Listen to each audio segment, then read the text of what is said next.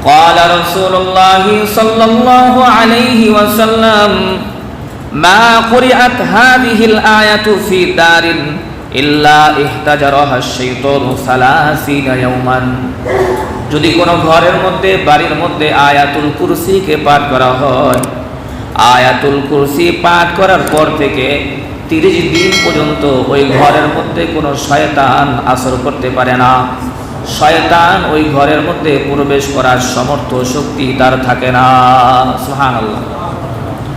ওয়ালা ইয়াদখুলুহা সাহিরুন ওয়ালা সাহিরাতুন 40 লাইলাতান। একবার যদি আয়াতুল কুরসি ঘরের মধ্যে তেলাওয়াত করে 40 দিন পর্যন্ত কোনো জাদুকর, কোনো জাদুবিদ্যা তার ঘরের কোনো বাচ্চা সন্তান থেকে শুরু করে কোনো জাদু তার ঘরের মধ্যে কোনো কার্যকর হবে না। সুবহানাল্লাহ। আর এক হাদিসে পাকের মধ্যে রাসূল বলেন, মান ক্রা আয়াতুল কুরসি ফি কুল্লি দুবুরি সালাতিন, ফি দুবুরি কুল্লি সালাতিন, প্রত্যেক 5 ওয়াক্ত নামাজের পরে, ফরজ নামাজের পরে যে ব্যক্তি আয়াতুল কুরসি পাঠ করবে, লাম ইয়ামনাহু মিন দুখুলিল জান্নাতি ইল্লাল মাউত, জান্নাতে যাওয়ার জন্য তার শুধুমাত্র একটা পন্থাই রাস্তায় বাকি থাকে, সেটা হলো মৃত্যু। ইন্তেকাল করার সাথে সাথে আল্লাহর বান্দা সোজাসুজি আয়াতুল কুরসির বরকতে আল্লাহর জান্নাতের মধ্যে চলে যাবে। সুবহানাল্লাহ। আর এক হাদিসে পাকের মধ্যে রাসূল বলেন, শুধু কি তাই, ওয়ামান ক্রাহা ইযা আখাযা মাদজাহু, যদি কোনো ব্যক্তি তার শয়নস্থানে ঘুমানোর আগে যদি তার বিছানার মধ্যে আয়াতুল কুরসিকে পাঠ করে, আম্মানাহুল্লাহু আলা নাফসিহি ওয়া জারিহি ওয়া জারি জারিহি ওয়া আবিয়াতিল্লাতি হাওলাহু, আল্লাহ তাআলা তাকে তার নিজে এবং তার আত্মীয় স্বজন সহ তার পাড়া প্রতিবেশী সকলকে আল্লাহ তাআলা শয়তানের সকল প্রকার কুমন্ত্রণা থেকে, বিপদ আপদ থেকে আল্লাহ নিজে তাদের রক্ষার জিম্মাদারি আল্লাহ তাআলা নিজে হয়ে যাবেন। আশেপাশে যত প্রতিবেশী রয়েছে তাদের রক্ষাকারী জিম্মাদারি আল্লাহ তাআলা নিজে হয়ে যাবেন। কারণ যেহেতু এই আয়াতের মধ্যে আল্লাহর একাধিক নাম যেহেতু বারবার এসেছে, তাই আল্লাহ তার নিজের নামের বরত্ব দেখাতে গিয়ে, প্রকাশ করতে গিয়ে সকলকে আল্লাহ তাআলা সকল প্রকার অনিষ্টতা থেকে আল্লাহ তাআলা হেফাজত করবেন। আর এক হাদিসে পাকের মধ্যে রাসূল বলেন, আল্লাহ রাসূল আলীকে বলেন, হে আলী, আইনা আনতুম মিন আয়াতুল কুরসি, মিন আয়াতুল কুরসি, হে আলী, আয়াতুল কুরসিকে তোমরা কি হিসাবে গণ্য করো? সাহাবায়ে কেরামের সামনে নবীজি আলীকে বললেন, হে আলী, আয়াতুল কুরসিকে তোমরা কোন হিসাবে, কি হিসাবে গণ্য করো? আল্লাহ রাসূল সাল্লাল্লাহু আলাইহি ওয়াসাল্লাম এরপরে আমাকে বললেন, ইয়া আলী, সাইয়্যিদুল বাশারি আদম, মানুষের সরদার, মানুষের নেতা হলো আদম। মানুষের নেতাকে আদম। ওয়া সাইয়্যিদুল আরবি মুহাম্মাদুন ওয়ালা ফাখরা, হে আলী, মানব জাতির সরদার হলো আদম, আর আরবের সরদার হলো আমি মুহাম্মদ। সুবহানাল্লাহ বলেন। আরব জাতির সরদার, আরবের সরদার হলো আমি মুহাম্মদ, ওয়ালা ফাখরা, কিন্তু আমার কোনো অহংকার নাই, গর্ব নাই। ওয়া সাইয়্যিদুল কালামি আল কোরআন, আর পৃথিবীতে যত কথা রয়েছে সব কথার সরদার হলো কোরআন। সুবহানাল্লাহ বলেন। ওয়া সাইয়্যিদুল কোরআনি আল বাকারা, আর কোরআনুল কারীমের সরদার হলো সূরা বাকারা। ওয়া সাইয়্যিদুল বাকারাতি আয়াতুল কুরসি, আর সূরা বাকারার নেতা হলো আয়াতুল কুরসি। সুবহানাল্লাহ বলেন। আল্লাহ রাসূল আলীকে বলেন, হে আলী, মানব জাতির সরদার হলো আদম, আরবের সরদার হলো আমি, আর কারাম পৃথিবীর যত বাক্য রয়েছে, কথা রয়েছে, সব কথার সরদার হলো কোরআন, কোরআনের সরদার হলো সূরা বাকারা, সূরা বাকারার সরদার হলো আয়াতুল কুরসি। সুবহানাল্লাহ বলেন। এই কারণে হযরত আলী বলেন, আয়াতুল কুরসির মধ্যে এমন একটা নাম রয়েছে, আল্লাহ পাকের সিফাতি নাম রয়েছে। আলী বলেন, লাম্মা কানা ইয়াউমু বদরিন কাতালতু শাইআম মিন কিতালিন, বদরের যুদ্ধের দিন যখন আমরা যুদ্ধের মধ্যে চলে গেলাম, তুমুল আকারে যখন যুদ্ধ শুরু হয়ে গেল, সুম্মা জিতু ইলা রাসূলিল্লাহি সাল্লাল্লাহু আলাইহি ওয়াসাল্লাম আনজুরু মা সারাআ। আলী বলেন যুদ্ধ চলতেছে, এর মাঝখানে আবার আমি একটু নবীকে দেখার জন্য আসছি, যে নবী দেখি কি করে গিয়া। হযরত আলী বলেন আমি যুদ্ধের মাঝখান থেকে রাসূলকে একটু দেখার জন্য চলে আসলাম। আয়েশা দেখি ফাজিতু ফাইদা হুয়া সাজিদুন ইয়াকুলু ইয়া হাইয়ু ইয়া কাইয়ুম। আয়েশা দেখি আমার নবী সিজদার মধ্যে পড়া আল্লাহকে ডাকতেছেন ইয়া হাইয়ু ইয়া কাইয়ুম। সুবহানাল্লাহ বলেন। ইয়া হাইয়ু ইয়া কাইয়ুম আয়াতুল কুরসির মধ্যে আছে না নাই? আল্লাহর রাসূল হযরত আলী বলেন আমি আয়েশা দেখি আমার মায়ার নবী সিজদার মধ্যে পড়ে বলতেছেন ইয়া হাইয়ু ইয়া কাইয়ুম লা ইয়াজিদু আলা যালিকা। শুধু এতটুকুই বলতেছে, আর কিছু বলতেছে না। সিজদার মধ্যে এই কথা, এই বাক্যটাই শুধু বারবার বলতেছে। সুম্মা রাজাতু ইলাল কিতাল সুম্মা জিতু ওয়া হুয়া ইয়াকুলু যালিকা। আবার যুদ্ধে চলে গেলাম। কতক্ষণ যুদ্ধ করার পর আবার নবীকে দেখার জন্য আমি চলে আসলাম। আয়েশা দেখি নবীজি আবার সিজদার মধ্যে একই বাক্য বলতেছেন ইয়া হাইয়ু ইয়া কাইয়ুম। সুবহানাল্লাহ বলেন। ফালা আযালু আযহাবু ওয়া আরজিউ ওয়া আনজুরু ইলাইহি। বারবার আমি যাই আবার চলে আসি, আবার যাই আবার চলে আসি। বারবার এসে দেখি নবীজি এই বাক্যগুলা, এই শব্দগুলাই উচ্চারণ করতেছেন। ওয়া কানা লা ইয়াজিদু আলা যালিকা ইলা আন ফাতাহাল্লাহু লাহু। আল্লাহর রাসূল সিজদার মধ্যে পড়ে পড়ে বারবার ইয়া হাইয়ু ইয়া কাইয়ুম পড়তেছেন। কিছুক্ষণ পর যুদ্ধ চলতে চলতে ইয়া হাইয়ু ইয়া কাইয়ুমের বরকতে আল্লাহ বদরের যুদ্ধে আমাদেরকে বিজয় দান করেছে। সুবহানাল্লাহ। কিসের বরকতে জোরে বলেন? ইয়া হাইয়ু ইয়া কাইয়ুম এর বরকতে আল্লাহ তাআলা বদরের যুদ্ধে কি করেছেন?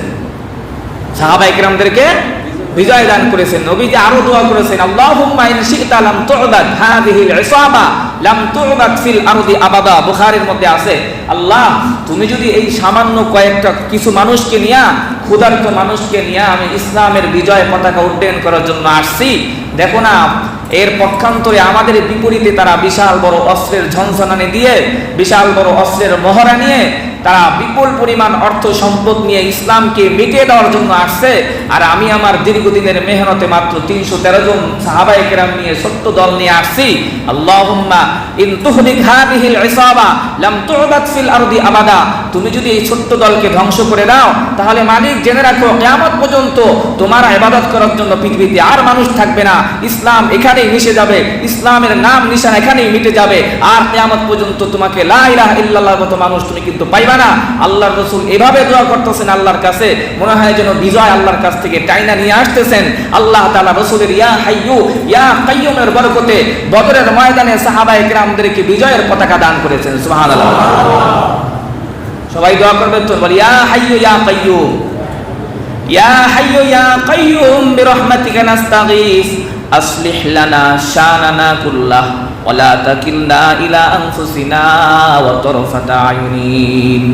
ইয়া হাইয়ু ইয়া কাইয়ুম, আল্লাহ তাআলা ইয়া হাইয়ু ইয়া কাইয়ুমের মধ্যে এত বরকত দান করেছেন। কেউ কেউ বলেন যে ইয়া হাইয়ু ইয়া কাইয়ুম এটা তো হচ্ছে আল্লাহ পাকের একটা নাম, এটাকে ইসমে আযম বলা হয়। কেউ কেউ এটাকে ইসমে আযম বলেছেন।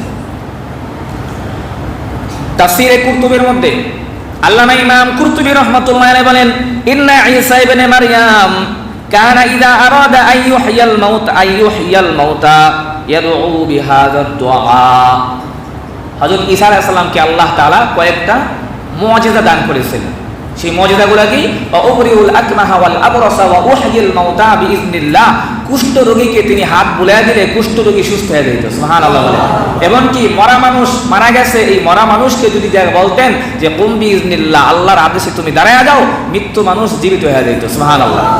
এই মুআজিজা আল্লাহ তাআলা তাকে দান করেছেন। যেই জামানায় যেই জিনিসের বেশি প্রভাব ছিল আল্লাহ তাআলা ওই জামানায় ওই জিনিসের মোকাবেলা করার জন্য নবীদেরকে ওই মুআজিজা দান করেছেন। মুসা আলাইহিস সালাতু ওয়াস সালামের জামানায় জাদুবিদ্যার বেশি প্রভাব ছিল, এই কারণে আল্লাহ তাআলা জাদুর মোকাবেলা করার জন্য পয়গম্বর মুসাকে এমন লাঠি দিয়ে দিলেন যে এক লাঠি সকল সব জাদুগুলো খায় ফেলায়। সুবহানাল্লাহ বলে। ঈসা আলাইহিস সালাতু ওয়াস সালামের জামানায় চিকিৎসা বিদ্যার বেশি কি ছিল? প্রভাব ছিল। চিকিৎসা বিজ্ঞানের বেশি প্রভাব ছিল, বিস্তার ছিল। এই কারণে আল্লাহ তাআলা বলেন তোরা কি চিকিৎসা করবি? এমন চিকিৎসার শক্তি আমি ঈসাকে দান করেছি যে মরা মানুষকে জীবিত করে ফেলবে। সুবহানাল্লাহ। আল্লাহ রাসূল সাল্লাল্লাহু আলাইহি ওয়াসাল্লামের জামানায় সাহিত্যের বেশি প্রভাব ছিল। এই কারণে আল্লাহ তাআলা পুরো আরবের সাহিত্যিকদেরকে নেস্তনাবুদ করে দেওয়ার জন্য, চুপ করে দেওয়ার জন্য আল্লাহ তাআলা কুরআনুল কারীমের সাহিত্যময় কিতাব দান করেছেন। সুবহানাল্লাহ। আল্লাহ রাসূল সাল্লাল্লাহু আলাইহি ওয়াসাল্লাম কাবার মধ্যে লিখে রাখছেন, ইন্না আতাইনাকাল কাউসার ফাসাল্লি লিরাব্বিকা ওয়ানহার ইন্না শানিআকা হুয়াল আবতার। এতই বেশি তোরা সাহিত্যিক দাবি করো, আরবের মধ্যে তোমরা পৃথিবীর অন্য মানুষদেরকে মূর্খ মনে করো, তোমরা মনে করো পৃথিবীর সবচেয়ে বড় সাহিত্যিক, তাহলে আমার কোরআনের যে ছোট্ট একটা সূরা রয়েছে কাউসার, এই কাউসারের মধ্যে একটা সূরা তোরা বানায় নিয়ে আস। ফাতু বিসূরাতিন মিন মিসলি, কোরআনে আল্লাহ আছে, পারলে একটা সূরা বানায় নিয়ে আস। 1 মাস চলে গেছে, কেউ এই চ্যালেঞ্জের মোকাবেলা করতে পারে না। এত বড় বড় সাহিত্যিক, অথচ কোরআনের মতো মিলায় একটা আয়াত বানিয়ে নিয়ে আসতে পারছে না। পরে বড় বড় সাহিত্যিক যারা রয়েছে রাতের বেলায় গিয়ে অন্ধকারের মধ্যে নিজ দিয়া লেখাটি নিয়ে আসছে, লেখা রাইখা আসছে, লাইসা হাযা কালামুল বাশার, মূলত এটা মানুষের কোনো কথা নয়। সুবহানাল্লাহ বলে। ওরাই বাধ্য হয়েছে বলতে যেটা মানুষের কি না, কথা না। আল্লাহ রাসূল সাল্লাল্লাহু আলাইহি ওয়াসাল্লাম,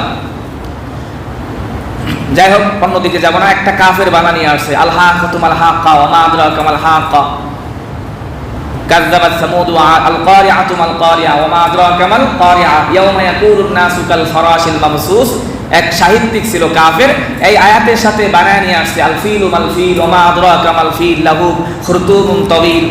আল কারিয়া মানে কিয়ামত, মাল কারিয়া কিয়ামত কি, ওয়া মা আদরাকা মাল কারিয়া, কিয়ামত সম্পর্কে আমি আপনাকে কিছু ধারণা দিব নবী। ইয়াউমা ইয়াকুনুন নাসু কাল ফারাশিল মাবসুস, সেদিন মানুষ বিক্ষিপ্ত অবস্থায় কবর থেকে উত্থিত হবে।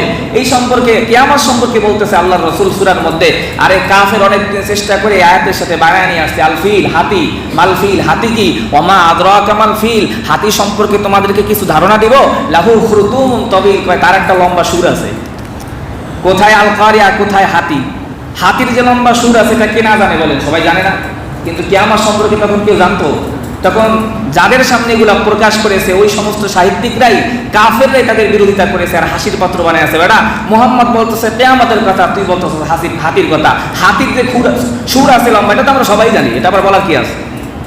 আয়াতের সাথে আয়াত বানানি আসছে। কোরআনের মোকাবেলা কিয়ামত পর্যন্ত একটা আয়াত কেউ বানানি আসতে পারবে জোরে বলেন? এই চ্যালেঞ্জের মোকাবেলা কেউ গ্রহণ করতে পারেনি, আরবের সাহিত্যিকরা কেউ পারে নাই। অবশেষে তারা বাধ্য হয়েছে লেখার জন্য। এটা কোনো মানুষের কথা নয়, এটা কার পক্ষ থেকে? তানজিলুম মির রাব্বিল আলামিন। কার পক্ষ থেকে বলেন? আল্লাহ রাব্বুল পক্ষ থেকে।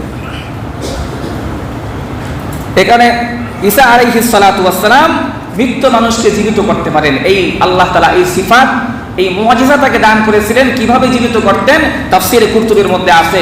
ঈসা আলাইহিস সালাম তখন কি বলতেন? ইয়া হাইয়্যু ইয়া কাইয়্যুম, হে হাইয়্যু চিরঞ্জীব এবং চিরস্থায়ী আল্লাহ, তুমি আরে জীবিত করে দাও। সুবহানাল্লাহ বলবেন না? সাথে সাথে জীবিত হয়ে যেত। তাই আপনি আবার চাইেন না, তাহলে এখন জীবিত হইব না।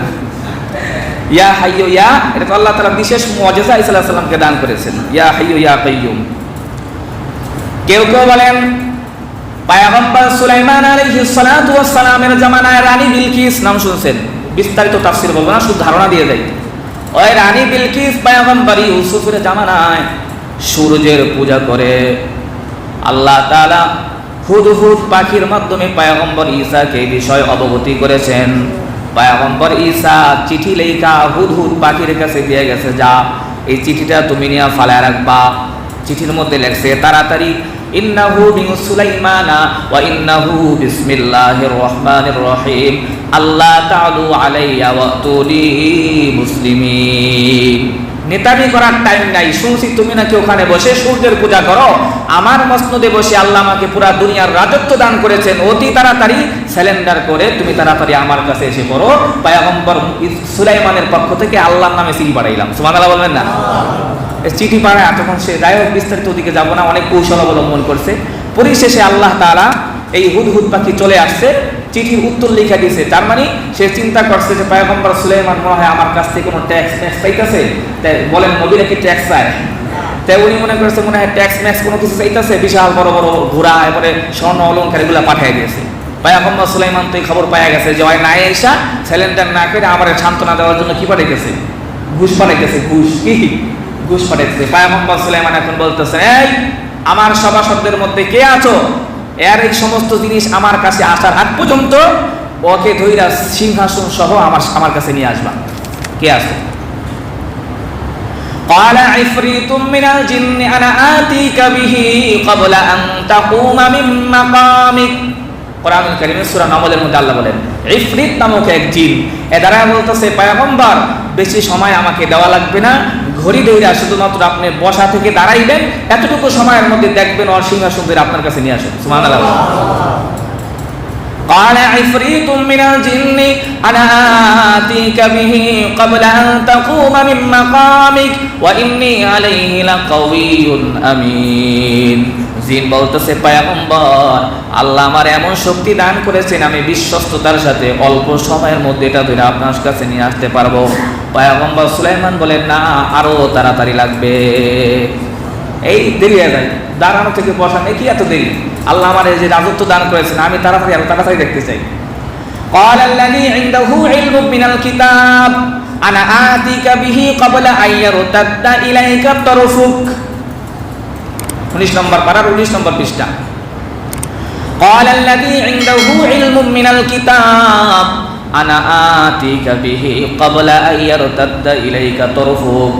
ওই সবাদের মধ্য থেকেই পয়গম্বর সুলাইমান আলাইহিস সালাতু ওয়াস সালামের এক বন্ধু সাথী, তারই মুরিদ এক মুসল্লি দ্বারা বলতেছে এত টাইম আমাকে দেওয়া লাগবে না, আমি জিন না, আমি মানুষ, আমারে শুধুমাত্র আপনি এতটুকু সময় দিবেন, চোখের পলক ফেলার সাথে সাথে আমি সিংহাসন নিয়ে আসবো। সুবহানাল্লাহ।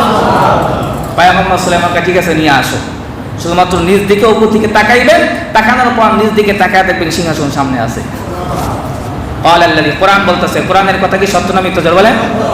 ওলিদের কারামত সত্য না মিথ্যা? সত্য। কারামাতুল আউলিয়া হাক্কুন, আকীদার কিতাব, মুসলমানদের আকীদার কিতাব আছে শরহে আকায়েদ। এই কিতাবের মধ্যে মূল আলোচনা আছে যে মুসলমানদের আকীদার মধ্য থেকে অন্যতম আকীদা হলো যে ওলিদের কারামাতকে কি মনে করা? বিশ্বাস, সত্য মনে করা। ওলিদের কারামত সত্য। যাই হোক, এখন আসিফ ইবনে বারখিয়া, ওর নাম হলো আসিফ ইবনে বারখিয়া। ওই মুসল্লির নাম কি বলেন? আসিফ ইবনে বারখিয়া। তাই উনি বলতেছেন আমি শুধুমাত্র চোখের পলকে নিয়ে আসবো। তাই কিভাবে নিয়ে আসলেন? লাম্মা আরাদা আন ইয়াতিয়া বিআরশি বিলকিস ইলা সুলাইমান দাআ বিকৌলিহি ইয়া হাইয়ু ইয়া কাইয়ুম। সুবহানাল্লাহ বলবেন না? আসিফ ইবনে বারখিয়া সেই সুদূর হাজার হাজার মাইল দূর থেকে সিংহাসন সহ বিলকিসকে পয়গম্বরের সামনে পেশ করার জন্য আল্লাহর কাছে দোয়া করতেছে, আল্লাহ আমি তোমার পেয়ারা বান্দা, আমি তোমার নবীর একটু খুশি করতে চাই, শক্তি আমারে দিয়া দাও। ইয়া হাইয়ু ইয়া কাইয়ুম বলে যখন ডাক দিয়েছে, আল্লাহ তাআলা তার ডাকে সাড়া দিয়া মুহূর্তের মধ্যে হাজার মাইল দূর থেকে সিংহাসনটা মাটির তলদেশ দিয়া পয়গম্বর সুলাইমানের সামনে পেশ করেছে। সুবহানাল্লাহ বলেন জোরে। ইয়া হাইয়ু ইয়া কাইয়ুম। ويقال إن بني إسرائيل سألوا موسى عن اسم الله الأعظم। আবার কেউ কেউ বলেন যে বনি ইসরাইলের কতিপয় মানুষ পয়গম্বর মুসার কাছে জিজ্ঞাসা করেছে যে ইসমে আযম কোনটা? পয়গম্বর মুসা বললেন আয়া হায়া সারা হায়া।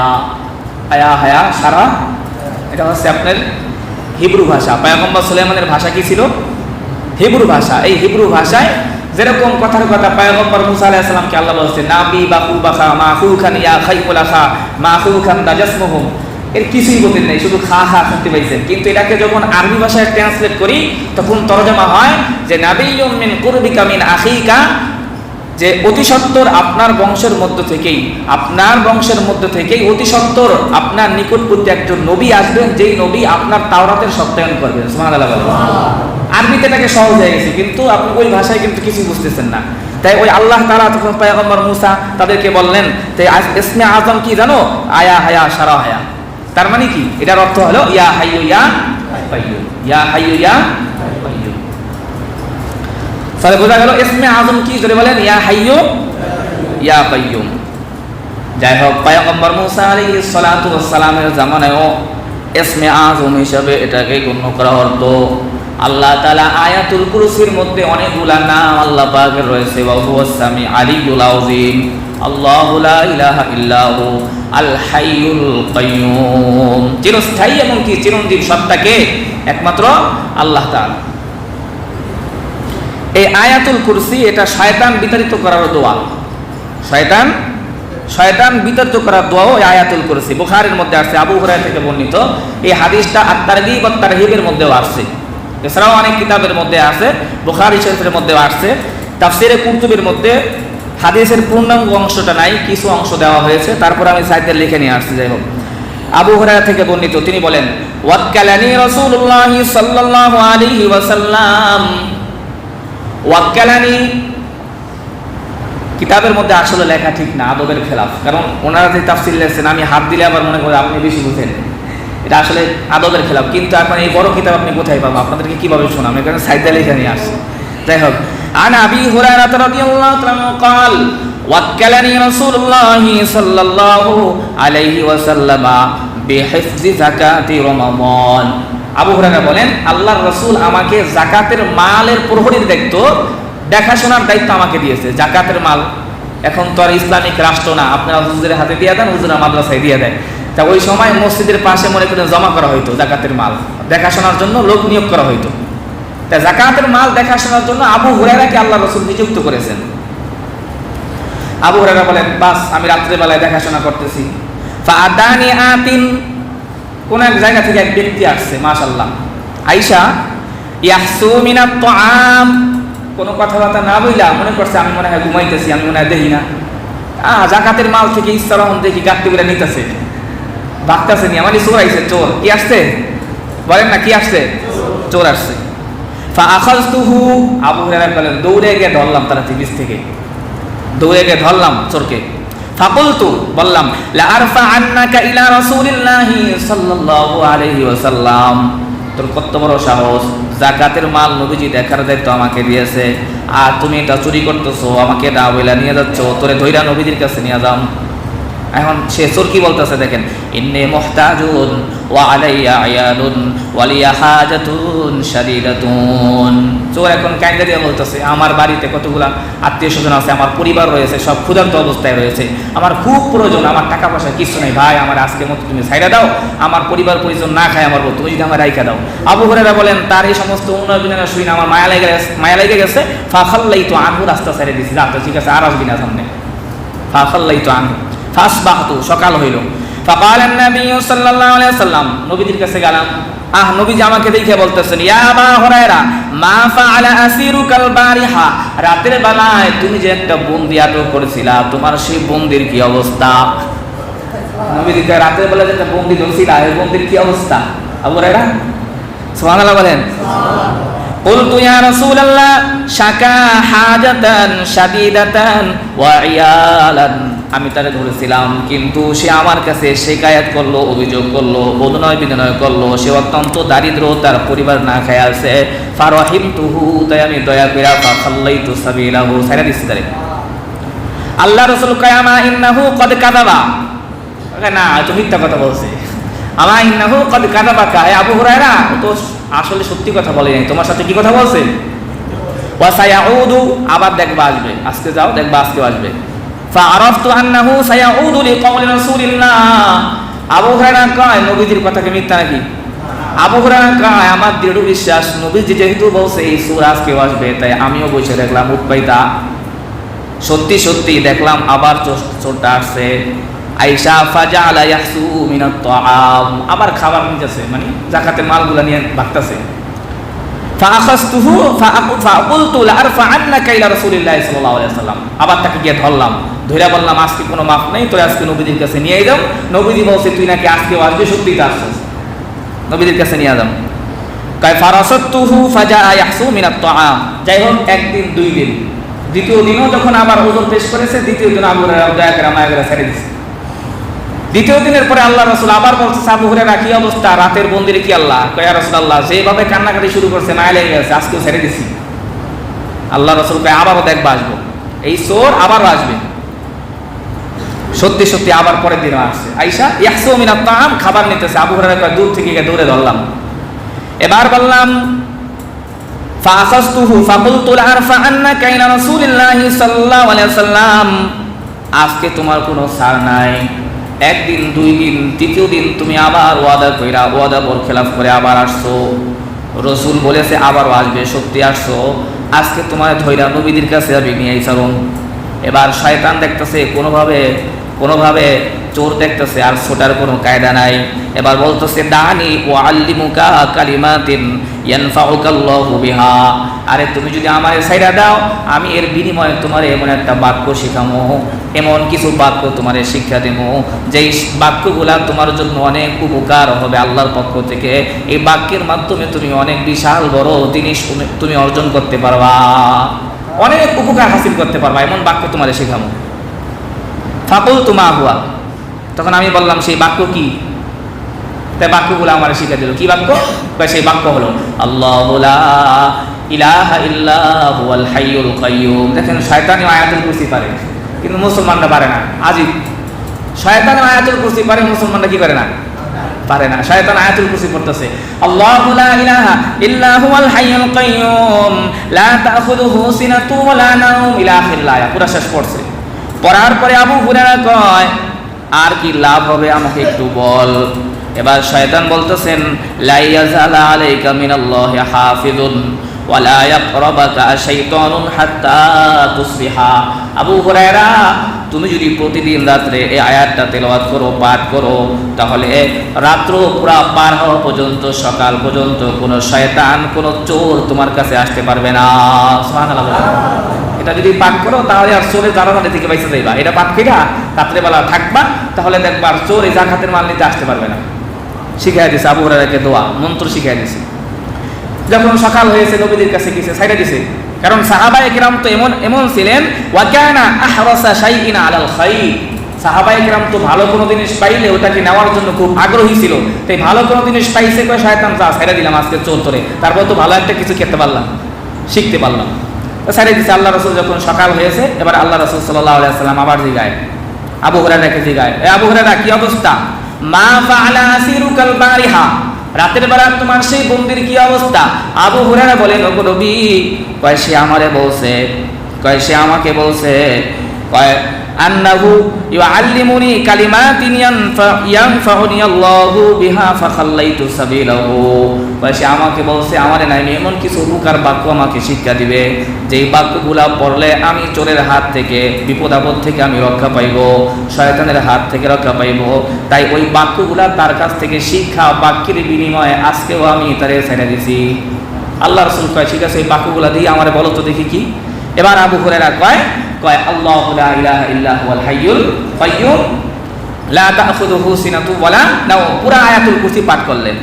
এবার আল্লাহ রাসূল বলতেছেন ফাকালান নবী সাল্লাল্লাহু আলাইহি ওয়াসাল্লাম আবু হুরায়রা আমা ইন্নাহু ক্বাদ সাদাকাকা ওয়া হুয়া কাযুবুন, জানো সে প্রকৃত মিথ্যাবাদী হইলেও আজকে তোমার সাথে সত্য কথা বলছে। সুবহানাল্লাহ বলেন। সুবহানাল্লাহ। সে প্রকৃত মিথ্যাবাদী হলেও আজকে তোমার সাথে সে মাইরের ভয়ে কি বলছে?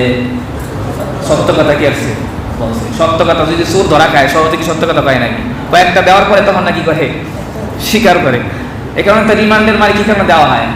রিমান্ড দেওয়া হয় কি কারণে? যে আসল তথ্য যেন কি একটু পরে বের হয়ে যায়। দেখ মাইরের ভয়ে সে কি বলছে? সত্য কথা বলছে, কিন্তু সেই মূলত সত্যবাদী না, সে কি মিথ্যাবাদী।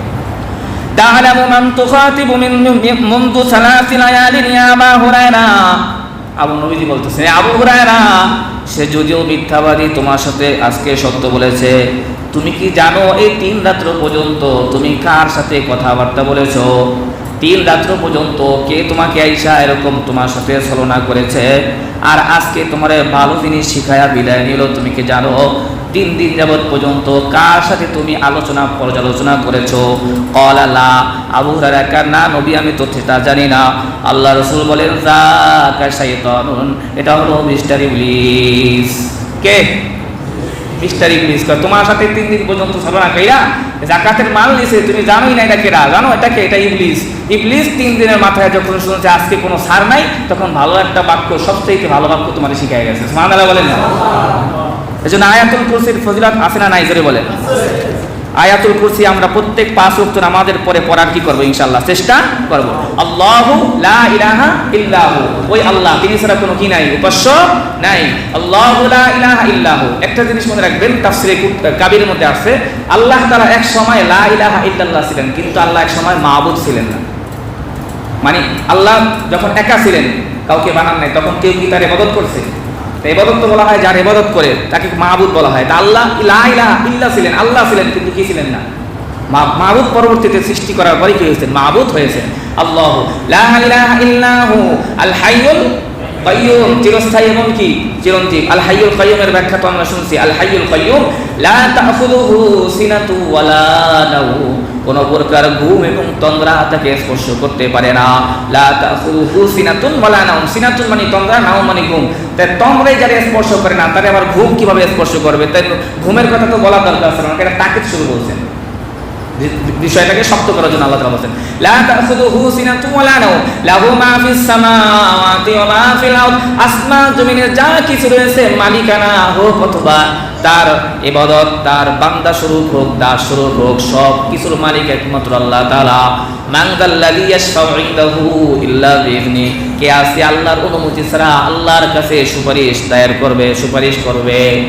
এই সুপারিশের এখন বিস্তারিত তাফসীর বলার সময় নাই, সুতরাং সুপারিশ করার সক্ষমতা আল্লাহ তাআলা তিন শ্রেণীর মানুষকে দান করবেন। ইয়াশফাউ ইয়াওমাল কিয়ামাতি আল আম্বিয়া, নবীরা সুপারিশ করতে পারবে। সুম্মাল উলামা, এরপর উলামায়ে কেরাম সুপারিশ করতে পারবেন। সুম্মাশ শুহাদা, এরপরে শহীদরা কি করতে পারবেন?